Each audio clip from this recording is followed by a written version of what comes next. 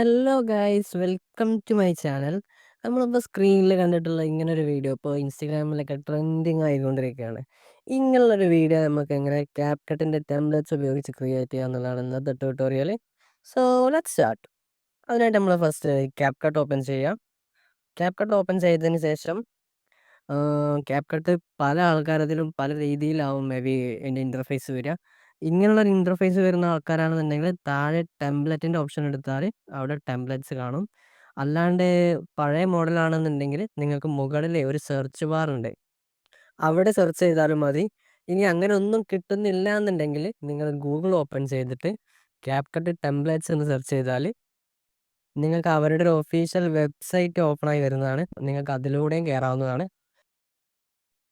So നമുക്ക് ഇതിൻ്റെ ടെംപ്ലേറ്റ്സിൻ്റെ interface ഓപ്പണായി വന്നിട്ടുണ്ട്. അത് ഓപ്പൺ ചെയ്തതിന് ശേഷം അതിൽ എസ്തെറ്റിക് എന്ന് സെർച്ച് ചെയ്താൽ ഒരുപാട് ടെംപ്ലേറ്റ്സ് വരുന്നതാണ്. അതിൽ താഴത്തോട്ട് കുറച്ച് സ്ക്രോൾ ചെയ്താൽ ഈ ലെഫ്റ്റ് സൈഡിൽ കാണുന്ന ഈ ഒരു ടെംപ്ലേറ്റ് ചൂസ് ചെയ്യാം. ദെൻ ചൂസ് ചെയ്തതിന് ശേഷം ഇവിടെ 2 ഫോട്ടോ നമുക്ക് സെലക്ട് ചെയ്യേണ്ടതുണ്ട്. ഫസ്റ്റ് ഫോട്ടോ എന്ന് പറഞ്ഞാൽ ഒരു ബോയ് ആ ഫോട്ടോയിലേക്ക് ഇങ്ങനെ ഫേസ് ചെയ്ത് നിൽക്കുന്ന നമ്മുടെ സ്ക്രീനിലോട്ട് അതിൻ്റെ ബാക്ക് സൈഡ് കാണിക്കുന്ന രീതിയിലുള്ളൊരു ഫോട്ടോ.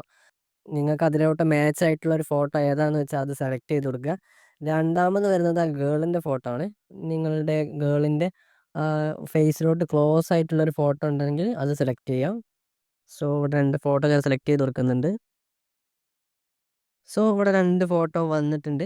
ഇനി നിങ്ങൾക്കിതിൽ എന്തെങ്കിലും അഡ്ജസ്റ്റ്മെൻറ്റ് വരുത്തണം എന്നുണ്ടെങ്കിൽ, ഇതിപ്പോൾ ഞാനിവിടെ സെലക്ട് ചെയ്തിട്ടുള്ള ഗേളിൻ്റെ ഫോട്ടോൻ്റെ ഫേസ് ഒന്നും കറക്റ്റ് അല്ല.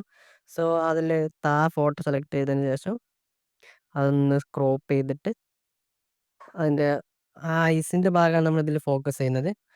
ആ ഒരു ഏരിയ ക്രോപ്പ് ചെയ്ത് കൊടുക്കുക. ദെൻ ബോയിൻ്റെ ഫോട്ടോ എനിക്കിവിടെ ഓട്ടോമാറ്റിക്കലി കറക്റ്റായിട്ട് തന്നെയാണ്, ഞാൻ ഉദ്ദേശിച്ച രീതിയിൽ തന്നെയാണ് വന്നിട്ടുള്ളത്. ഇനി നിങ്ങൾക്ക് അങ്ങനെ വരുന്നില്ല എന്നുണ്ടെങ്കിൽ നിങ്ങൾ ആ ബോയിൻ്റെ ഫോട്ടോ സെലക്ട് ചെയ്തിട്ട് അതും ഒന്ന് ക്രോപ്പ് ചെയ്ത് അഡ്ജസ്റ്റ് ചെയ്യാവുന്നതാണ്. ദെൻ നമ്മളെ വീഡിയോ ഈസ് ഓൾമോസ്റ്റ് റെഡിയാണ്.